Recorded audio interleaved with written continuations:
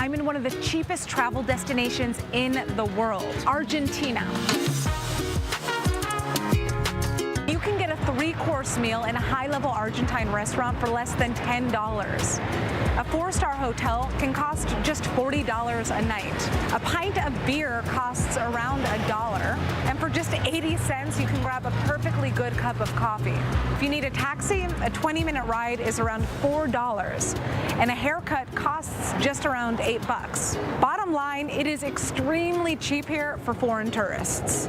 Now, that may sound like a good thing. I mean, who doesn't want to travel and save money? But these dangerously low prices are a direct result of a devastating economic crisis in Argentina. It was probably difficult to see during the World Cup celebrations when Argentina took home the gold in December of 2022.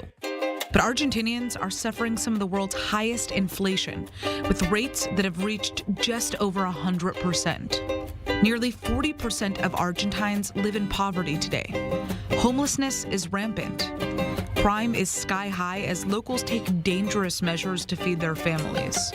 It's very difficult to make ends meet by the end of the month. Everything is difficult. The people continue consuming and going out, but the reality is that they're just doing it because they don't have the money to afford the bigger things like a house.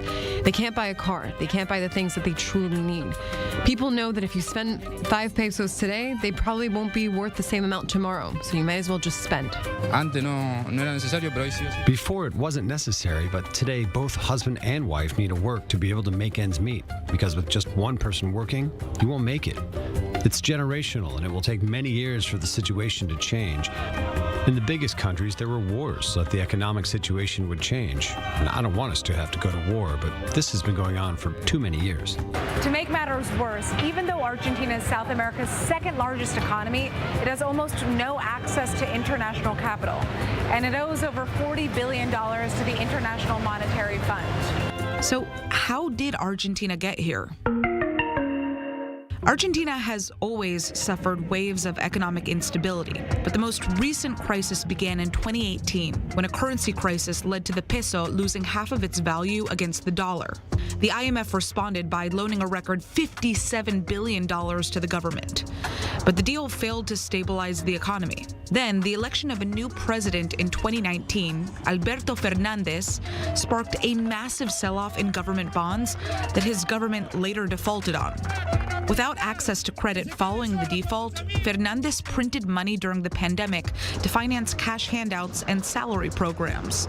And that caused inflation to surge even higher. Because the value of the Argentine peso fluctuates so dangerously, the exchange rates here are absolutely insane, as locals try to buy dollars to have some sort of financial stability. Let me show you. I have $100 right here. And today, if I want to exchange this money on the official market, the rate is 180 pesos to the dollar. That is 18,000 pesos.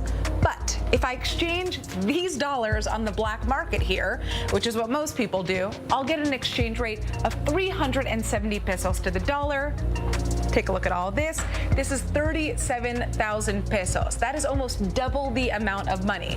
And this is why most foreigners are advised to come to Argentina with cash and exchange it on the black market to get a better deal. But while foreigners enjoy the financial benefits of coming to Argentina with dollars, locals are suffering. Many are leaving the country in waves because of poor job prospects and a government that's struggling to restore public confidence.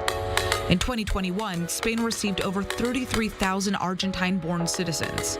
That's 3 times the amount compared to just 6 years ago. And within Argentina's Jewish community, many are choosing to immigrate to Israel, where they can automatically get a passport. No matter how hard you work in Argentina, the future is always a question mark. The uncertainty of what is going to happen with the economy, it's always there. I've decided to move to Israel to make the smart decision to move here and don't have financial surprises in the future, to be able to plan. And of course, it's sad to continue growing without your family, without being surrounded by your friends, but I have to focus on myself and on my personal growth. It's sad to see what's happening to my country because it's not politics, it's just people trying to live. While vacation here in Argentina may be cheap, remember, there's a social cost to the benefit that you're reaping.